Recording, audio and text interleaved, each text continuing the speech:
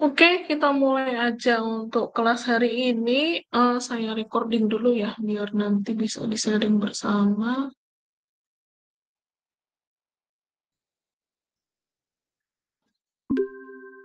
Oke, untuk pertemuan hari ini kita masih meneruskan materi minggu lalu ya, teman-teman di sini.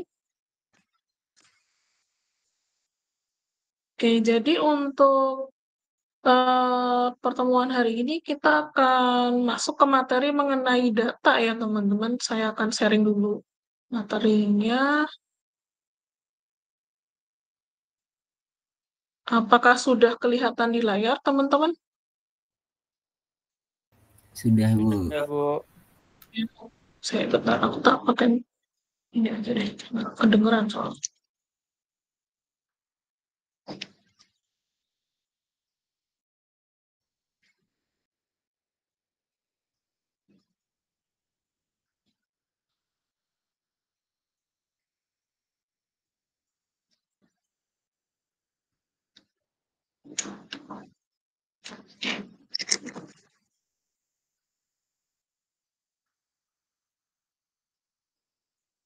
Oke, kita mulai ya teman-teman.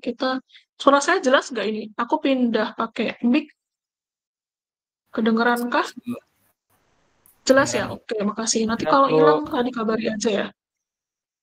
Oke, kita masuk ke materi mengenai data untuk hari ini. Jadi kita akan belajar mengenai data itu apa ya teman-teman, dan kemudian data itu nanti seperti apa yang perlu kita pelajari untuk di mata kuliah ini. Dan nanti di sini untuk data sendiri itu kita mungkin tidak belajar semua jenis data ya di sini teman-teman. Jadi data yang kita nantinya akan gunakan di mata kuliah ini itu adalah data yang nantinya itu bentuk representasinya dalam tabel ya, atau dalam teks seperti itu. Nah, jadi kurang lebihnya nanti teman-teman itu akan belajar data yang bentuk tampilannya nanti itu semua dalam bentuk tabel ya di sini teman-teman. Contohnya ya, data yang ada di sini sebagai contoh ini adalah data yang punya beberapa kolom ya, dan juga punya beberapa baris di sini. Nanti kalau dalam data yang ada di sini itu kita akan menyebutnya, nanti data ini itu kita sebut sebagai satu set data ataupun satu data teman-teman, atau disebut nanti sebagai objek data di sini. Di mana tiap objek data ini itu akan punya yang namanya kolom dan juga punya baris di sini. Di mana kolom yang ada di dalam tabel ini itu akan menyatakan yang namanya atribut, atau akan menyatakan yang namanya itu variabel dari tabel yang akan muncul teman-teman di situ. Itu yang ada kalau dilihat dari data di sini. Nah, kalau teman-teman perhatikan di data yang di depan sini, kita lihat di sini ada beberapa kolom data ya di sini. Ada kolom mengenai nomor, kemudian usia, tekanan darah sebelum diberikan ekstrak wortel sama jambu biji. Ini bukan sebelum, ini setelah ya teman-teman, salah ketik. Ini tekanan darah setelah diberikan ekstrak, skornya berapa, hasilnya berapa, seperti itu. Nah, di sini kalau kita lihat, ini adalah ada data perbandingan antara tekanan darah sebelum sama sudah dan hasilnya kayak gimana di sini. Nah, di sini kita bisa lihat ada 13 baris data yang ada. 13 baris data yang ada di sini bisa kita perhatikan teman-teman kayak gitu. Nah, 13 baris data yang ada di sini itu nantinya adalah merupakan sampel yang di sini kita lihat usia yang ada itu adalah usia dari 61 paling kecil sampai yang terbesar 77, teman-teman. Ini adalah data di mana data yang mengeksperimenkan dari 13 orang untuk mencoba ekstrak wortel sama jambu biji. Di mana sebelum minum ekstrak tersebut, si sampel ini itu akan diukur dulu tekanan darahnya, kemudian nantinya setelah itu diukur juga tekanan darahnya berapa setelah minum. Dan bisa kita perhatikan di sini, ternyata dari 13 orang ini, itu 11 orang itu turun tekanan darahnya, 2 orang itu naik teman-teman di sini. Jadi kita perhatikan bahwa dalam data yang ada ini, ternyata ekstrak wortel sama jambu biji itu punya punya potensi untuk menurunkan tekanan darah ya, untuk 11 orang di sini. Itu yang ada. Nah, kurang lebihnya itu adalah data yang bisa kita baca di sini. Nah, nanti data yang akan teman-teman olah dalam ataupun yang kita pelajari di mata kuliah ini, kurang lebihnya itu semua bentuk tampilannya itu dalam bentuk tabel. Seperti itu. Nah, dan nantinya sebelum kita akan mengolah data, yang terpenting adalah kita perlu paham nantinya data apa saja yang kita perlukan.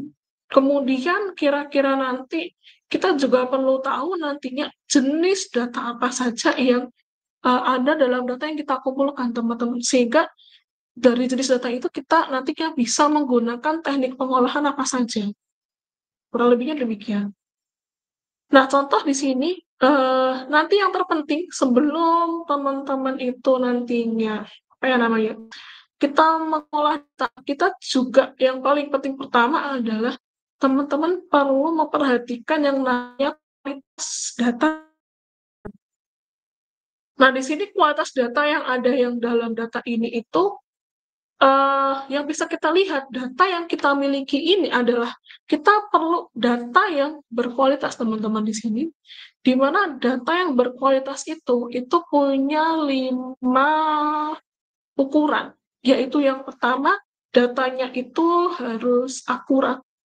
Jadi, kebenarannya bisa dipertanggungjawabkan.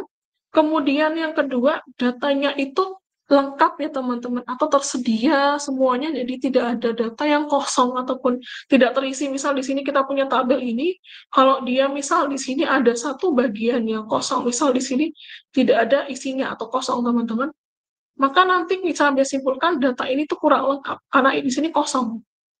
Kalau dipaksa diolah nantinya, ini bisa menimbulkan bias di situ. Yang ketiga adalah data yang teman-teman miliki itu harus konsisten. Konsisten di sini maksudnya seperti apa?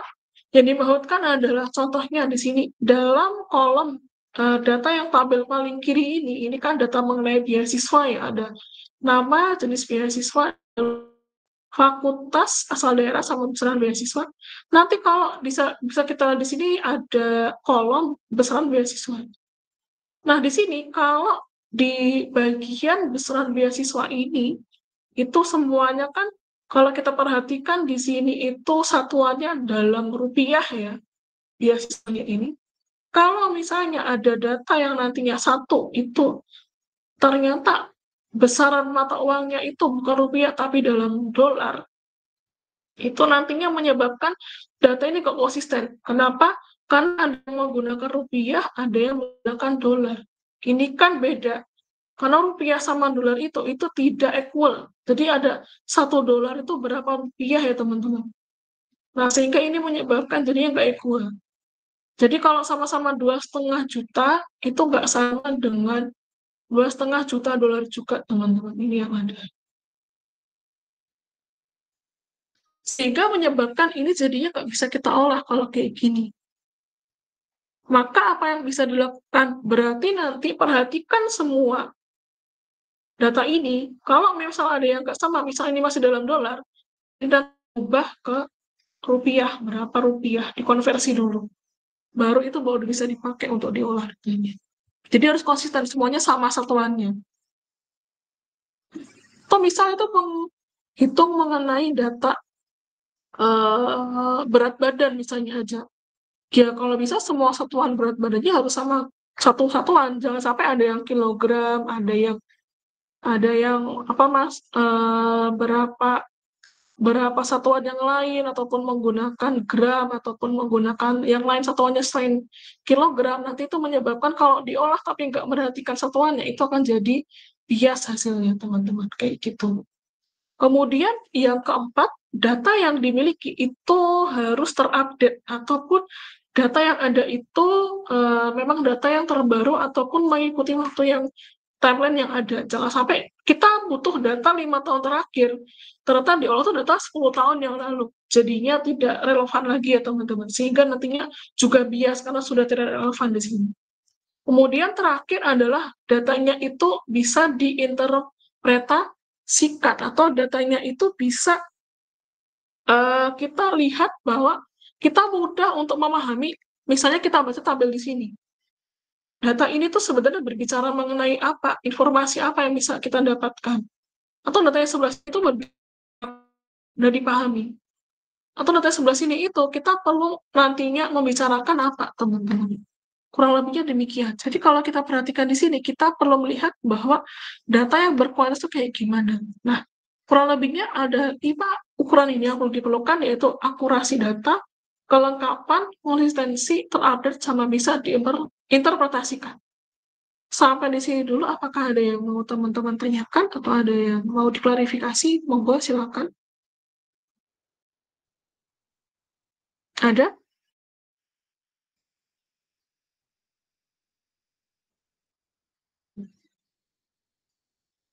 Nggak ada, Bu. Ada yang mau? Ada? Monggo, silakan. Bu. Belum? Oke, baik. Belum, Bu, belum. Oke, kalau belum saya teruskan ini mengenai kualitas data ya. Jadi, setiap data yang dikumpulkan itu harus memenuhi 5 kaidah ini ya, teman-teman. Nanti kalau sudah memenuhi 5 kaidah ini, berikutnya kita bisa melakukan tahapan yang berikutnya sampai nantinya kita olah datanya. Seperti itu. Oke, kemudian yang berikutnya yang perlu kita pahami juga bahwa nanti ketika teman-teman mau melihat data, kita juga perlu nantinya itu memahami bahwa data itu jenisnya bermacam-macam. Dan data ini itu nantinya punya skala pengukuran yang bermacam-macam, teman-teman di sini. Jadi, yang kita perhatikan dalam skala ini adalah ada 2 jenis skala yang mungkin sering dipakai ya, ataupun mungkin yang kita kenal secara umum, yaitu ada kategorikal sama numerikal, atau karena disebut juga di sini adalah non-parametrik, di sini disebut sebagai non-parametrik. Kemudian di sini disebut sebagai parametrik di sini, teman-teman. Jadi ada non-parametrik sama parametrik di sini. Jadi kalau kita skalanya ini ada 2 ini. Nah, nanti yang kita perlu perhatikan di sini, kalau yang di kategorikal ini dibagi 2 lagi, yaitu ada nominal sama ordinal, sedangkan di numerikal itu ada interval sama rasio. Jadi ada 4 kategori ini ya, teman-teman. Nanti bisa kita membedakan, kalau teman-teman lihat nantinya data yang skalanya nominal, itu nanti bentuk data yang skala nominal ini, kalau kita perhatikan, itu merupakan data yang bentuknya itu hanyalah label, atau sebagai yang namanya simbol. Simbol atau label ini bagaimana? Simbol atau label ini ya hanya sekedar untuk melabeli ataupun memberikan sebuah labelan saja. Tidak punya makna lebih, teman-teman, kalau dia hanya sebagai label. Nah, sebagai label ini contohnya apa? Yang nominal ini yaitu ada nama pelanggan, kemudian jenis kelamin, alamat pelanggan, maupun menu makanan. Contohnya, saya ambil satu. Kalau contoh yang bisa kita baca itu adalah, misal di sini ada jenis kelamin. Nah, ketika kita lihat jenis kelamin di sini, kita bisa perhatikan ya di sini, teman-teman. Kalau dilihat jenis kelamin ini, itu kan punya 2 jenis ya, ada laki-laki, ada perempuan di sini. Nah, laki-laki sama perempuan ini, dia kenapa masuk kategori nominal? Karena data gender atau Islam ini hanya sebagai label saja, menandakan bahwa ada laki-laki dan ada perempuan. Itu aja. Tapi di situ definisi mengenai nominal. Sekedar hanya memberikan informasi labelnya saja. Namun kalau nanti teman-teman mengolah data yang skalanya ordinal, ini berbeda lagi. Kalau di ordinal, itu adalah dia juga berupa label, tapi labelnya itu mempunyai tingkatan atau level. Jadi bertingkat, teman-teman. Dia label tapi punya tingkatan, jadi kayak punya urutan di situ. Urutannya berlabelin. Contoh kayak di sini ada tingkat pendidikan, rating kredit, ukuran baju. Misal kalau tingkat pendidikan, kita bisa lihat ya ada pendidikannya itu adalah SD, terakhirnya apa, kemudian tingkat terakhirnya ada SMP, SMA, kemudian S1. Nah, kita perhatikan ini merupakan adalah bentuk jenis data yang skalanya itu termasuk kategori ordinal teman-teman di sini. Jadi dia kayak bertingkat tapi hanya sekedar label. Jadi hanya untuk mengetahui saja. Contohnya kalau misal kita dapat data tingkat pendidikan terakhir, ada yang tulis SMP, SD, SMA, S1, itu hanya untuk melabeli saja bahwa si data kategori apa aja teman-teman. Hanya sampai itu aja. Nah, nanti kalau sudah, nah inilah adalah jenis data yang tipikalnya ordinal dan nominal. Nah, yang sedikit membedakan kalau teman-teman nanti masuk kategori yang disebut interval di sini. Interval di sini itu sudah masuk kategori numerikal atau parametrik di sini. Nah, ketika sudah masuk ke interval di sini adalah jenis datanya itu ini punya yang namanya itu dia juga punya urutan atau tingkatan. Tapi di sini urutannya itu nanti bisa dilakukan yang namanya perbandingan. Perbandingan. Jadi mungkin ini lebih tinggi dibanding ordinal. Kalau ordinal kan hanya sekedar label yang punya tingkatan. Tapi kalau interval itu dia diurutkan dan juga bisa dibandingkan di sini. Contoh yang masuk kategori ini itu contohnya adalah skor TOEFL atau suhu dalam satuan Celcius sama Fahrenheit, itu pun juga interval. Contohnya kalau punya skor TOEFL yang ada di 400 sama skor TOEFL yang ada di nilai 500. Ini kan kita bisa bandingkan ya. Di mana 400 itu pasti lebih kecil dibandingkan 500. Atau suhu dalam Celcius di sini. Suhu 10 derajat Celcius itu akan lebih kecil dibandingkan 23 derajat Celcius, teman-teman. Bisa kita bandingkan. Tapi kalau si ordinal, ini nggak bisa dibandingkan, teman-teman. Ini hanya sekedar tingkatan aja ya. SD, SMP, hanya urutan aja, selesai. Tapi nggak bisa dibandingkan. Tapi kalau teman-teman pakai interval, dia diurutkan, tapi juga bisa diperbandingkan, teman-teman. Itu kalau kita menggunakan interval di sini. Seperti itu. Kemudian terakhir ada rasio.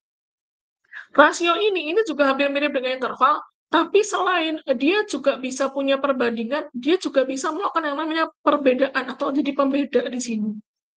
Dan biasanya rasio itu punya nilai mutlak atau nilai yang menjadikan nilai patutnya.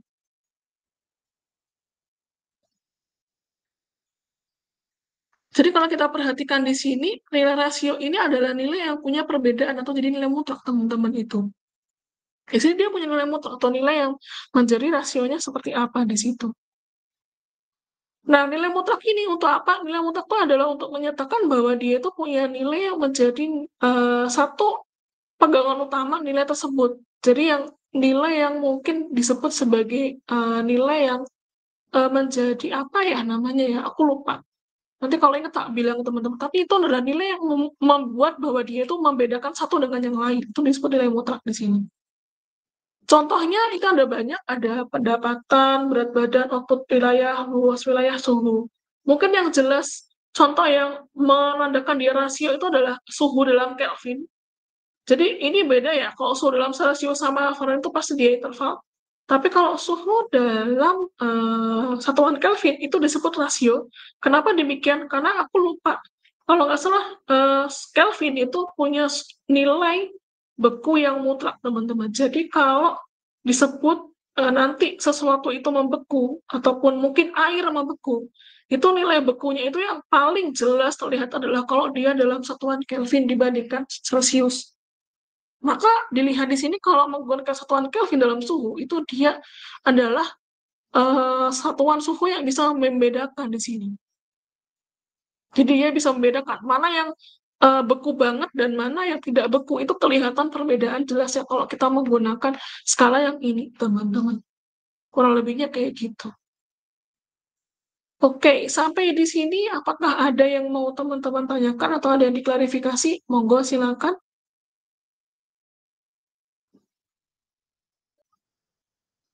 Ada yang Izin mau tanya, Bu. teman-teman tanyakan? Terkait interval sama rasio, Bu. Ya, silakan. Monggo. Bluetooth mode. Itu kan kalau di interval The tadi. Bluetooth device is connected successfully. Di interval tadi kan bisa dibandingkan, Bu.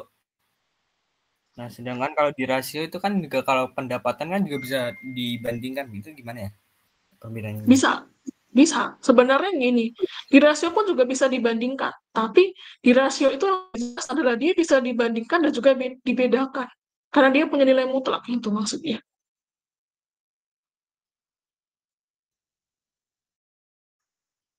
Jadi rasio itu bisa dibandingkan juga, tapi dia juga bisa membedakan.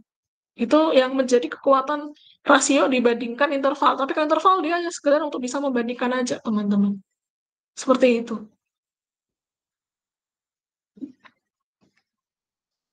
Ada yang tanyakan lagi mungkin, atau ada yang belum dipahami? Monggo.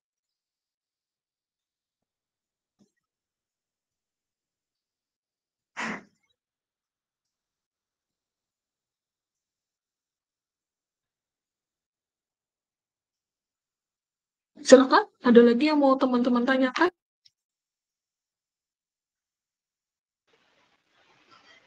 Belum, Bu. Belum? Oke. Kalau tidak ada, saya masuk lagi ke materi, masih dari data ya. Jadi selain kategori 4 tadi itu, ada juga nantinya data yang kita masuk kategori numerikal, tapi yang lain yaitu ada kategori discrete dan juga continue, teman-teman di sini. Yang membedakan di sini, nantinya kalau dia masuk kategori data yang berbentuk discrete, itu nantinya data yang berbentuk masuk discrete ini itu adalah data yang sudah jelas berapa jumlahnya. Dalam artian itu jumlah yang ada itu nantinya itu dia jumlahnya itu tertanggung dalam artian itu jumlahnya udah jelas, udah stabil ya, tidak berubah. Contohnya adalah misal tanggungan dalam keluarga, misal keluarga ada 5 orang, ya 5 orang ini ditanggung. Atau jumlah mobil yang lewat tol, misal ada 100 per hari, ya udah segini jumlahnya yang ada untuk hari ini. Itu kalau menggunakan discrete. Tapi kalau dia continue, ini datanya itu dia akan berubah mengikuti variabel yang nantinya itu menjadi perubahnya. Contoh di sini, kalau kita melihat data mengenai umur. Umur itu kan mungkin ketika diambil saat ini itu umurnya 25. Tapi ketika nanti yang ngolah datanya itu 2 tahun kemudian, kita kan nggak bisa ngomong 25 kan, karena nanti kan berubah datanya. Berarti kan umurnya kan nggak konstan di usia 25. Tapi ketika nanti ini data dibaca 2 tahun lagi, itu kan berarti usianya nggak 25 lagi, teman-teman. Jadi ini umurnya nanti itu akan mengikuti continue. Atau misal data mengenai suhu dalam minuman kopi. Ketika minuman kopi itu nanti disajikan, suhunya misal adalah 80 derajat Celcius misalnya aja. Nah, lama-kelamaan kan suhunya apakah kosan 80 derajat? Enggak kan, teman-teman, lama akan turun. Dan 70 derajat, kemudian 60 derajat, 50 derajat, sampai berapa sampai habis nanti.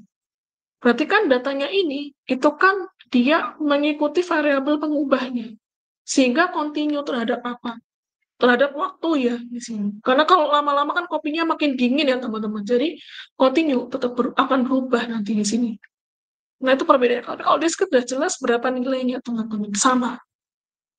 Jadi ini bentuk di data yang lain. Ada data yang nanti bentuknya discrete dan juga ada data yang nanti kategorinya continue. Seperti itu. Oke, sampai di sini ada yang mau teman-teman tanyakan buat di data yang 2 ini, discrete sama continue. Maka ada yang mau diklarifikasi dulu, monggo silakan.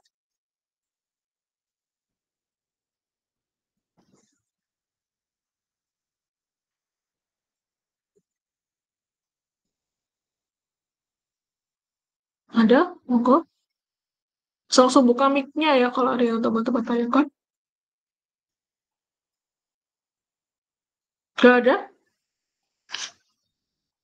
Gak ada ya? Oke, kalau nggak ada saya lanjut. Kalau nggak ada, nah ini mungkin ada beberapa hal juga yang perlu kita pahamin nanti kalau teman-teman membahas mengenai data juga di sini teman-teman. Nanti yang perlu kita perhatikan di sini adalah data yang kita miliki ini nantinya adalah dari nominal, ordinal, interval rasio itu nantinya tidak semuanya itu punya cara pengolahan yang sama. Jadi contohnya kalau teman-teman punya data yang kategorinya itu dia nominal, atau yang berupa berupa label tadi ya, label. Ini kalau teman-teman olah data yang bentuknya, kita hanya bisa mengolah dengan modus teman-teman di sini. Ada yang masih ingat modus itu apa ya?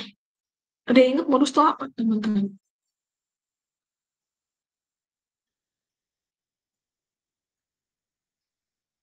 Ada yang ingat modus itu apa?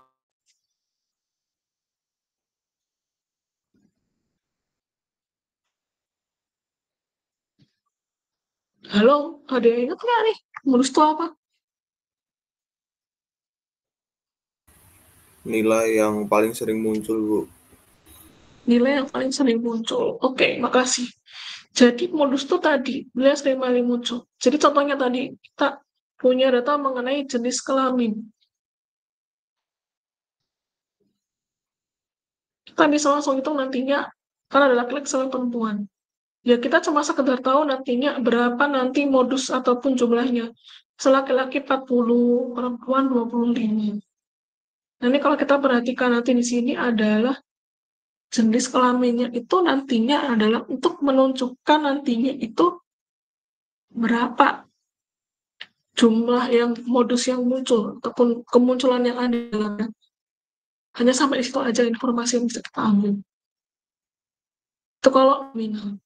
Tapi kalau datanya nanti masuk kategori ordinal, teman-teman di sini. Kalau nantinya data yang dimiliki itu nanti berbentuk ordinal, yang punya tingkatan, label yang punya tingkatannya, itu selain modus, teman-teman juga bisa melihat nilai median. Jadi selain modus, bisa melihat nilai median. Ada yang masih ingat median itu nilai apa ya? Ada yang masih ingat nggak? Median itu nilai apa, teman-teman? Nilai tengah, Bu. Nilai tengah. Oke, nilai tengah, makasih. Jadi kalau kita perhatikan, nanti ketika teman-teman menggunakan bentuk tipikal data yang ordinal kategorinya, dia bisa, selain modus, kita juga bisa menggunakan median. Nah, yang sedikit membedakan, nanti kalau kita punya tipe data yang kategori interval sama rasio, itu bisa menggunakan beberapa. Bisa menggunakan modus, bisa menggunakan median, dan juga bisa menggunakan mean atau rata-rata ya teman-teman. Jadi kalau kita perhatikan di sini, yang menjadi pembeda jelas antara data yang kategorikal atau non-parametrik dengan numerikal, itu adalah di sini, kalau dalam data kategorikal, itu hanya modus atau median. Tapi kalau numerikal, dia bisa sampai mencari nilai rata-rata, teman-teman. Ini yang membedakan di sini. Oke, kuncinya di situ untuk bisa membedakan mana yang kategorikal di sini. Itu yang ada. Fungsinya apa sih kita untuk mengetahui jenis data ini? Kenapa sih Bu kita harus tahu ini datanya kategori nominal, ini interval, ini rasio, atau ini ordinal? Kuncinya adalah untuk mengetahui itu data yang teman-teman miliki itu bisa diolah dengan metode apa? Atau bisa diolah dengan metode pengolahan apa, teman-teman? Itu yang ada. Jadi kalau kita perhatikan di sini, kalau teman-teman menggunakan konsep jenis data ini, itu bisa dipakai untuk apa? Itu bisa dipakai nantinya itu untuk melihat nantinya berapa nantinya itu adalah kita mau melihat seperti apa teknik pengolahan datanya, teman-teman. Ataupun teknik yang bisa dipakai untuk mengolah data. Contoh di sini, contoh aja.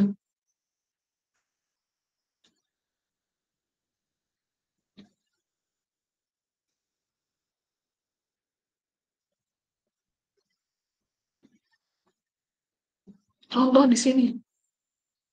Kalau saya mau menggunakan metode regresi linear berganda untuk mengolah data pengaruh variabel X ke Y, kira-kira dari keempat tipikal data ini, saya perlu data yang tipenya apa? Atau data tipe apa yang bisa diolah oleh metode regresi linear berganda? Menurut teman-teman, kira-kira data yang tipenya nominalkah, ordinal, interval, rasio, atau semuanya bisa menggunakan regresi linear berganda?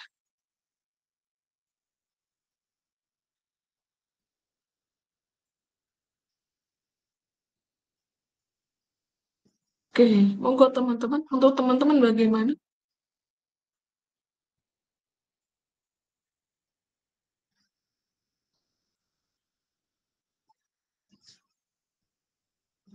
Oke, kalau mau menggunakan metode regresi linear berganda, kira-kira tipe data apa yang bisa kita pakai, ataukah semuanya itu bisa kita olah dengan menggunakan metode regresi linear berganda, kira-kira teman-teman? Monggo. Silakan.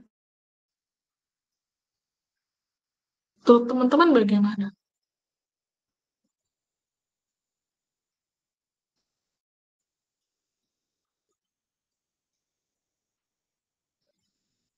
Apakah semuanya bisa? Nominal bisa dipakai untuk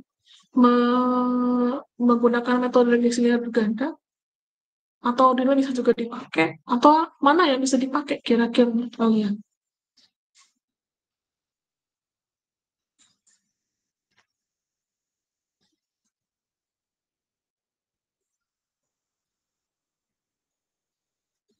Interval sama rasio, Bu. Oke, terima kasih. Terus sama rasio. Ada lagi nggak yang lain? Monggo. Menurut teman-teman yang lain, piye?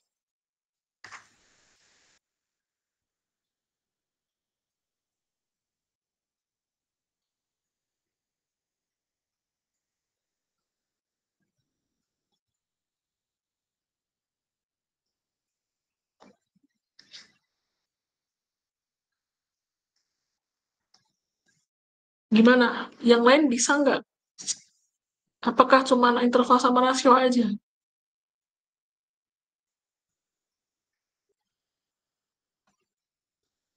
Oke, ada nggak yang lain? Nggak ada? Semuanya sama interval sama rasio jawabannya sekelas ini?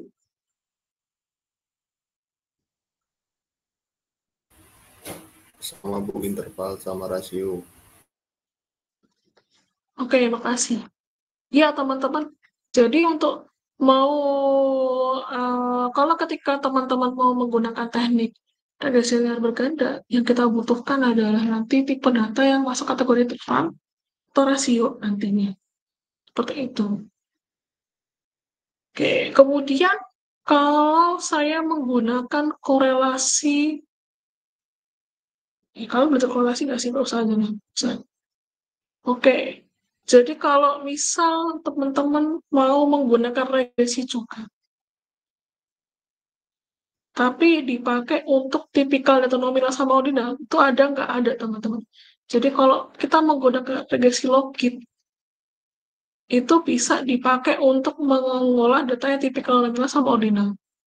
Termasuk korelasi ya. Korelasi itu ada bermacam-macam banyak. Kalau korelasi yang tipikal Pearson, itu bisa dipakai untuk ini. Tapi kalau korelasi yang namanya Spearman rank, kemudian Wilcoxon, aku lupa ada banyak mungkin. Itu bisa dipakai untuk tipikal data yang ini. Nominal sama ordinal. Jadi sebenarnya fungsi dari kenapa kita perlu memahami jenis data ini adalah untuk menentukan bahwa setiap tipe data itu dia punya pendekatannya masing-masing, teman-teman. Jadi nggak semua metode itu cocok dipakai untuk semua jenis skala ataupun jenis data di sini. Seperti itu. Sampai di sini apakah ada yang mau teman-teman tanyakan? Monggo silakan. Kalau tanya lewat langsung buka mic-nya ya, karena saya nggak bisa kalau mau buka apa namanya, kalau mau buka chatting saya keluar dari PPT ini, harus balik ke meetingnya. Kalau buka meeting nanti colotannya ini hilang semuanya, teman-teman.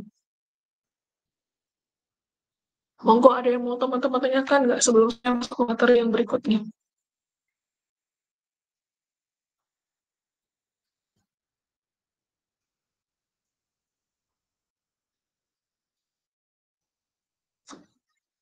Ada? Monggo silakan kalau ada yang ditanyakan.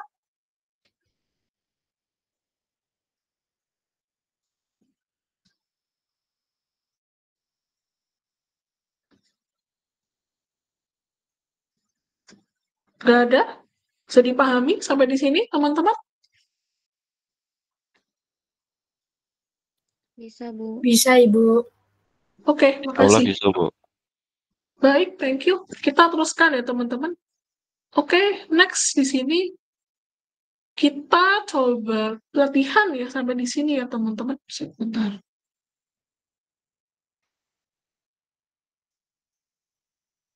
Oke, ini aja deh yang ini. Oke, di sini ada 3 tabel, teman-teman. Nanti kalau nggak jelas, silakan buka di PPT yang ada di Google Drive ya. Ada tabel 1, 2, sama tabel 3 di sini. Silakan teman-teman identifikasi dari 3 tabel ini. Yang saya tanyakan adalah mana kolom atau atribut yang itu masuk kategori yang menggunakan skala ordinal. Kolom mana di tabel apa? Atau tiap kolom punya nggak menggunakan tipe skala ordinal? Enggak. Manakah yang menggunakan skala pengukuran ordinal? Silakan ya, monggo. Oke, silakan identifikasi mana yang menggunakan tipe skala ordinal di sini.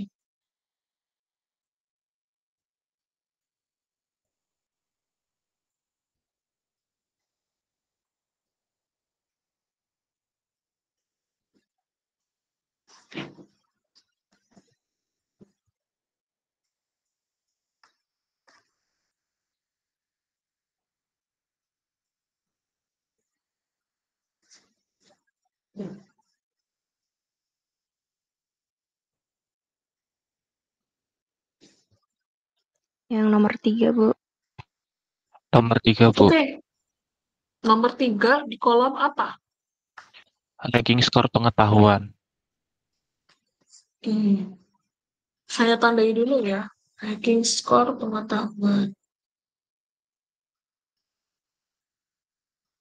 Ada angka yang lain di tabel yang lain mungkin?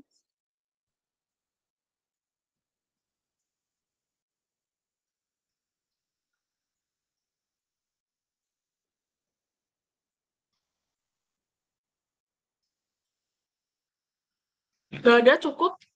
Oke, yang saya tanyakan tadi yang memilih tabel 3 kolom ranking skor pengetahuan ini masuk kategori ordinal. Bisa dijelaskan nggak kenapa memilih kolom ini sehingga ini disebut sebagai yang menggunakan skala ordinal? Ada alasannya nggak? Bisa jelasin nggak? Monggo. Izin, Ibu. Ya, Untuk tadi di depan penjelasannya kan sebelumnya itu ada disebutkan kalau untuk ciri ordinal itu dia itu label dan dia bertingkat, dan untuk ranking ini kan dia bertingkat tuh dari 1 sampai 10 seperti itu, Bu. oke, makasih. Ya, thank you. Namanya siapa tadi yang jawab? Maaf, saya lupa. Dili, Bu. Oke, Will. Makasih, Will. Oke, gitu ya teman-teman. Jadi yang masuk skala pengukuran ordinal atau yang di nomor 3 ini yang merupakan ranking skor pengetahuan ini yang merupakan tipikal ordinal di sini. Karena dia label yang punya tingkatan. Ada 1 sampai 10. Oke, gitu ya. Ada yang mungkin masih bingung, monggo mau dikonfirmasi dulu atau sudah paham semuanya atau ada yang masih belum paham, monggo bisa dikonfirmasi dulu teman-teman bingungnya di mana atau belum pahamnya di sebelah mana.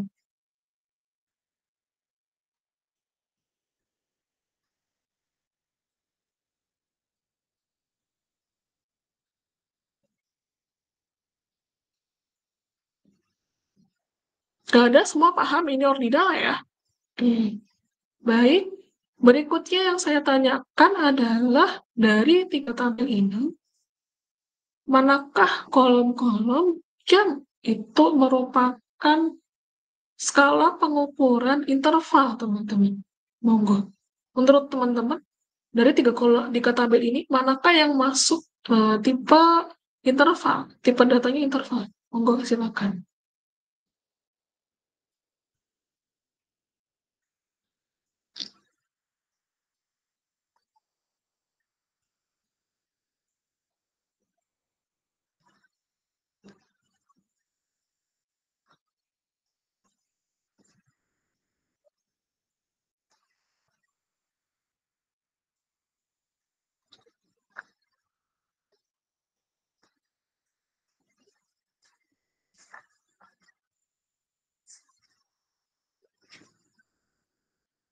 Menurut teman-teman yang mana kira-kira?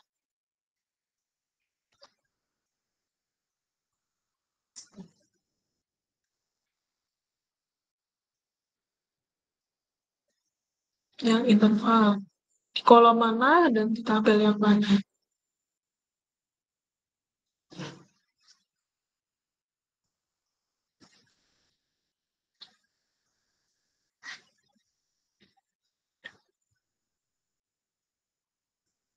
Tabel 1, Bu. Oke, tabel 1 di kolom mana? Perbandingan suhu termometer. Oke, perbandingan suhu termometer. Ada lagi yang lain? Apakah cuma termometer ini aja yang suhu?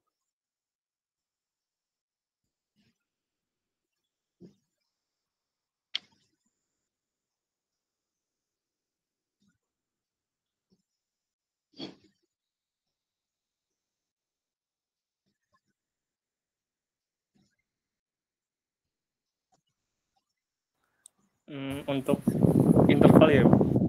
Iya, yang mana? Tabel 2 kolom 1, Bu, banyaknya skrup cacat. Oke. Ada lagi yang lain mungkin?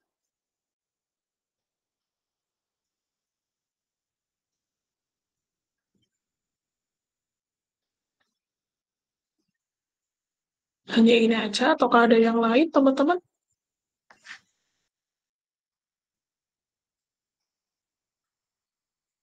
Mana yang interval?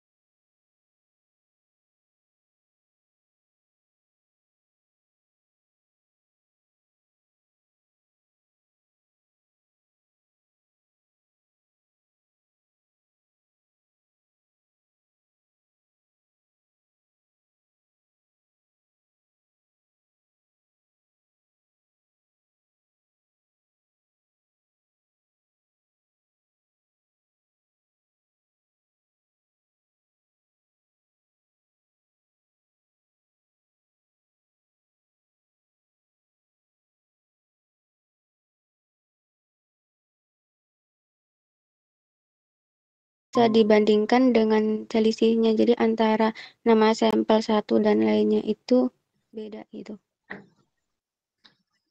Oke, bisa dibandingkan ya. Yang tadi pilih tabel 2, dijelaskan kenapa itu masuk kategori interval?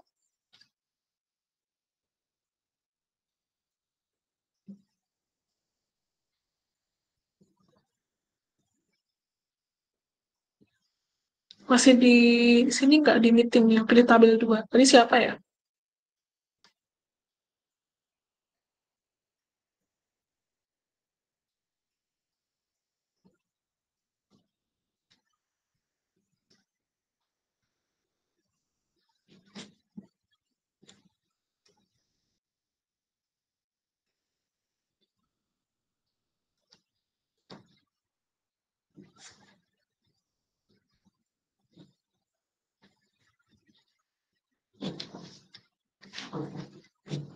Gimana yang pilih tabel 2 tadi?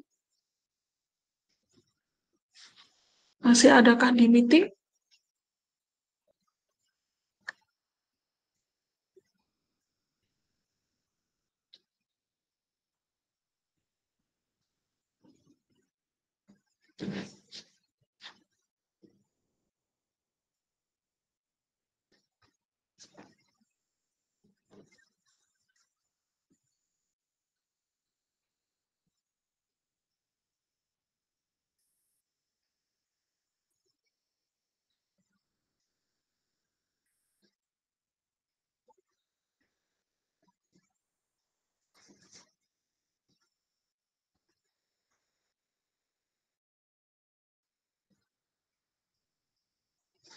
Oke, kayaknya nggak ada ya. Oke, saya move on.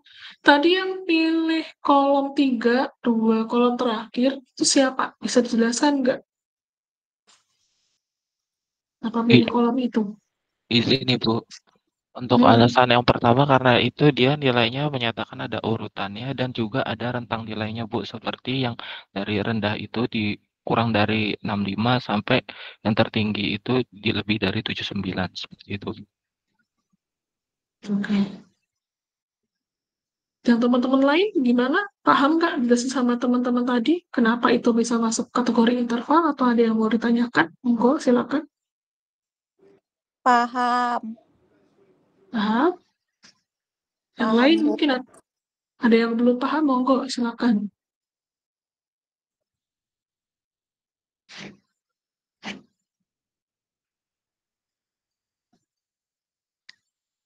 Yang belum paham bisa tanya dulu atau yang bingung di sebelah mana yang bingungnya, monggo.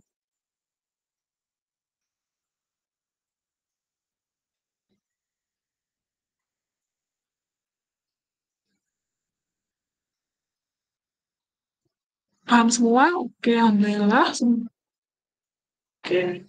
Ini mungkin tadi yang bilang ini interval juga ya teman-teman. Anda menunjukkan ini adalah jumlah yang terjadi cacat di antara interval 5 sampai 6 sampai 8. Ini pun juga interval di sini. Seperti itu. Kemudian yang saya tanyakan adalah kalau selisih, apakah ini itu juga termasuk interval atau bukan interval menurut teman-teman?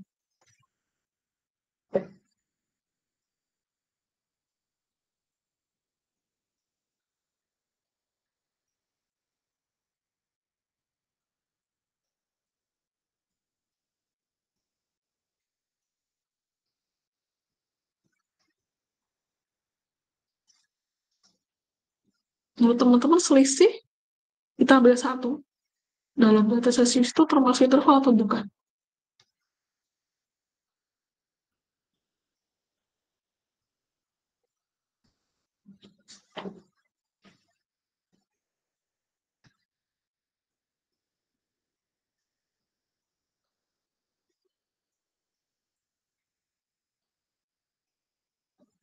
Menurut teman-teman gimana? Selisih masuk interval nggak kira-kira di sini? Di tabel 1.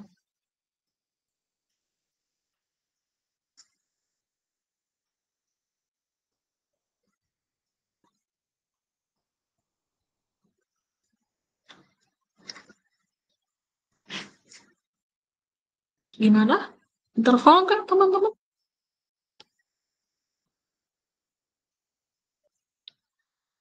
Monggo. Ada yang mau jawab apakah selisih di tabel 1 itu masuk kategori interval atau bukan interval kira-kira?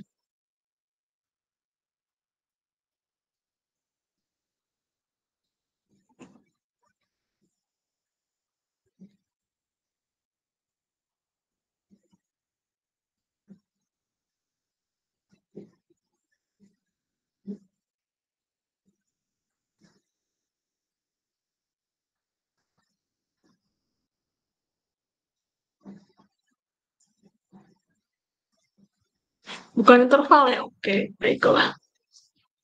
Next, pertanyaan berikutnya dari ketiga tabel ini, menurut teman-teman mana yang masuk kategori rasio?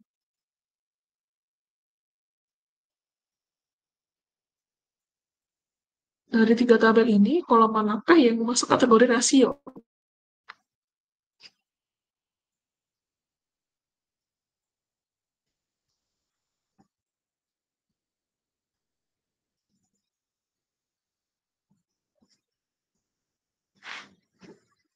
Gila gak pada tidur kan ya? Soalnya jamnya nyaman buat tidur. Ini saya juga pengen tidur soalnya.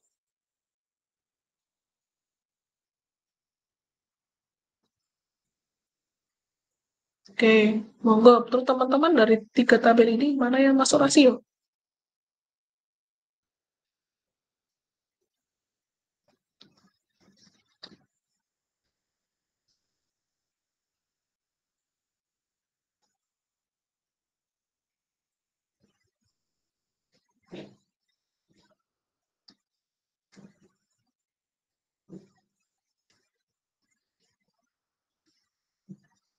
Mana yang masuk rasio, teman-teman? Kolom mana? Kolom 2 sepertinya, Bu. Kolom 2 di tabel mana?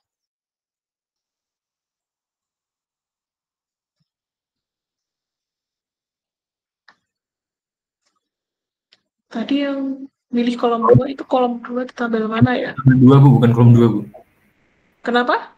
Tabel 2 yang rasio. Tabel 2. Tabel 2 kolom mana? Kalau misal ini aja deh, Bu, yang tabel 3. Kalau tinggi badan tuh Tinggi badan. rasio, Bu. Sese, mana? Kolom 3? Ya, bentar, Bu. Mana?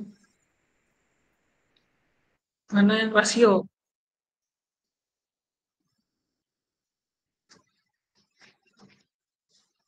Monggo, mana yang rasio untuk teman-teman?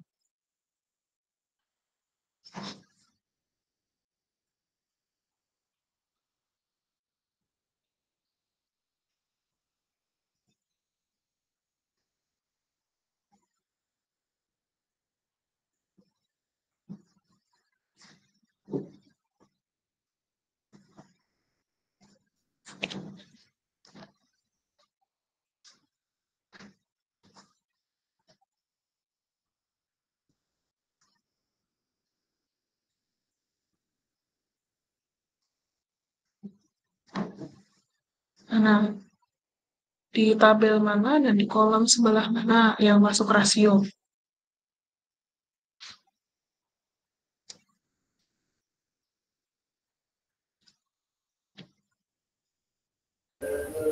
Tabel 3 kolom 2, Bu, yang skor pengetahuan. Oke, skor pengetahuan. Ada lagi nggak yang masuk kategori rasio?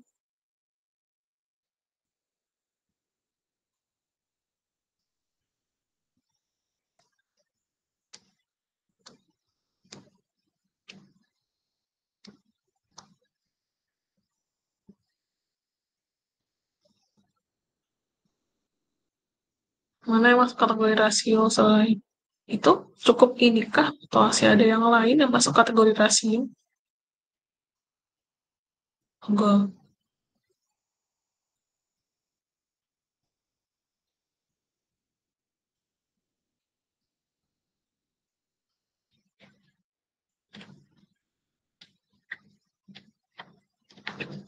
Udah enggak?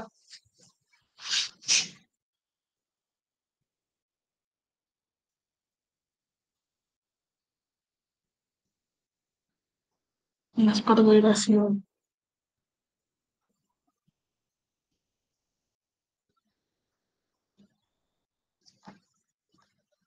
Ya, teman-teman. Atau cukup itu saja? Tabel 1 yang tanggal lahir, Bu. Tanggal lahir rasio. Ada lagi atau cukup?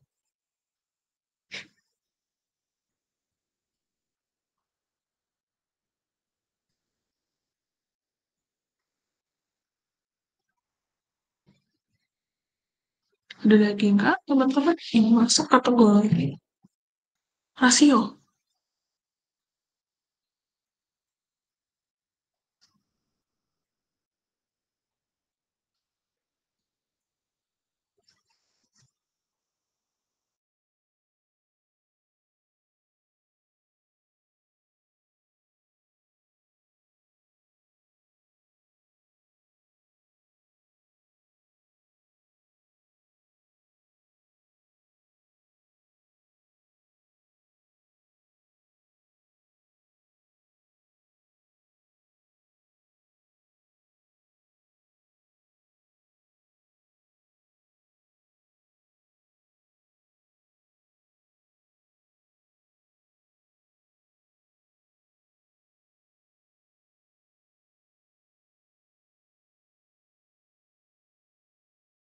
dan perhitungan dalam persentase ataupun rata-rata. Oke. Mungkin Kasih yang yang tabel 2 yang kolom 3 tersebut juga termasuk rasio juga, Bu. tabel berapa? Tabel 2 yang kolom 3. Frekuensi relatif. Kenapa ini bisa masuk rasio menurut kamu?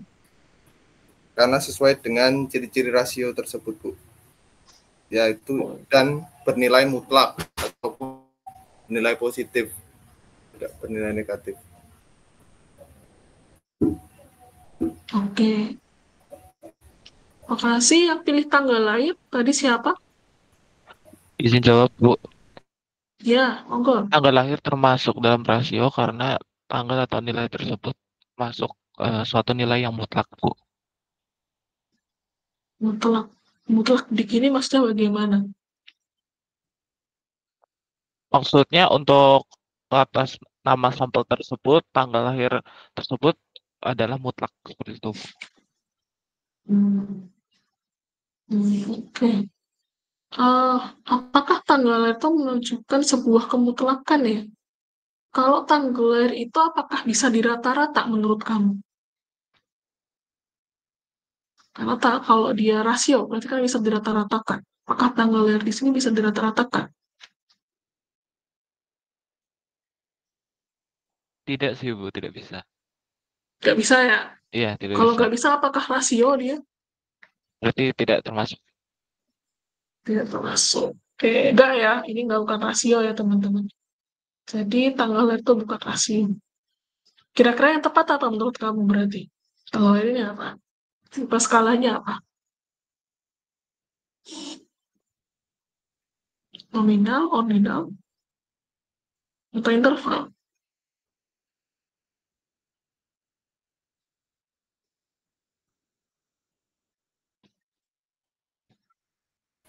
Masuknya di ordinal, Bu. Karena kan tanggal itu kan ada dari tanggal 1 sampai seumpamanya 1 bulan sampai tanggal 30. Terus dan dia itu cuma juga sebagai pembeda. Oke, sebenarnya di antara nominal atau ordinal sih sebenarnya. Tergantung nanti penggunanya mau di mana. Biasanya sih tanggal lahir itu hanya untuk menunjukkan label saja. Itu ya. Thank you. Oke, terakhir dari sini, dari semua kolom ini, mana yang menurut teman-teman itu masuk kategori tipe nominal? Mana yang masuk kategori tipe nominal, teman-teman? Tabel 1 kolom 1 nama sampel, Bu. Oke, nama sampel.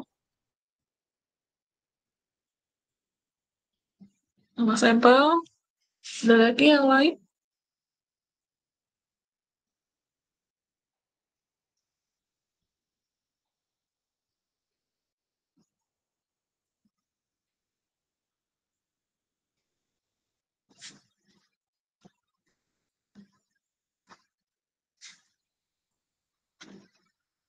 sama ID responden Bu, tabel 3 kolom 1. Oh, iya, ada responden. Masih ada lagi nggak?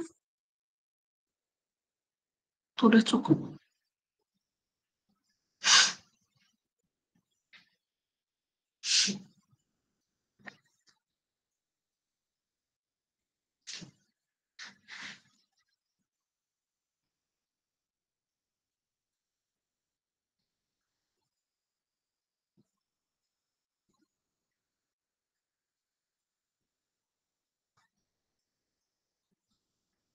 Cukup ya? Oke, makasih. Jadi nama sampel dari responden itu adalah masuk kategori nominal ya, teman-teman di sini. Sampai di sini apakah ada yang mau teman-teman tanyakan untuk skala pengukuran? Ada yang masih bingung atau masih belum jelas? Monggo bisa ditanyakan.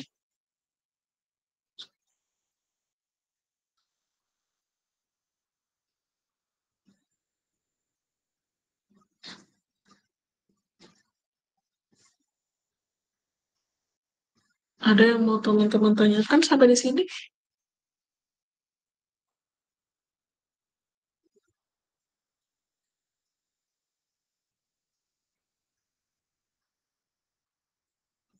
Cukup bisa dipahami ya? Oke, makasih. Nanti kalau bingung bisa teman-teman tanyakan di pertemuan berikutnya, karena nanti ini akan jadi dasar ketika teman-teman nanti menggunakan pendekatan atau metodologi yang ada di dalam data analytics ya teman-teman, kayak gitu. Jadi kalau teman-teman masih belum paham, ini adalah nanti pelajari lagi ya, karena ini bagian yang cukup penting. Kalau teman-teman nanti belum bisa memahami setiap data yang ada di sini itu tipikal datanya apa, itu nanti juga akan bisa berdampak pada kira-kira nanti untuk menentukan metode yang bisa dipakai juga teman-teman juga bingung nanti gitu. Gimana untuk menentukan metode ini gitu, kurang lebihnya kayak gitu ya. Jadi ini penting, tolong nanti dibaca lagi, dipelajari lagi ya teman-teman. Mau belajar dari sumber lainnya juga monggo boleh, nanti bisa klarifikasi ke saya seperti itu. Dan buat presensi teman-teman bisa presensi mandiri sampai pukul 3:30 ya teman-teman.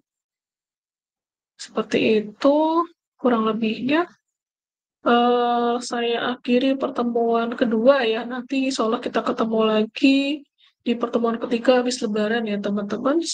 Makasih banyak buat kehadirannya. Saya izin pamit. Selamat menjalankan puasanya ya sampai Ramadannya berakhir. Wassalamualaikum warahmatullahi wabarakatuh.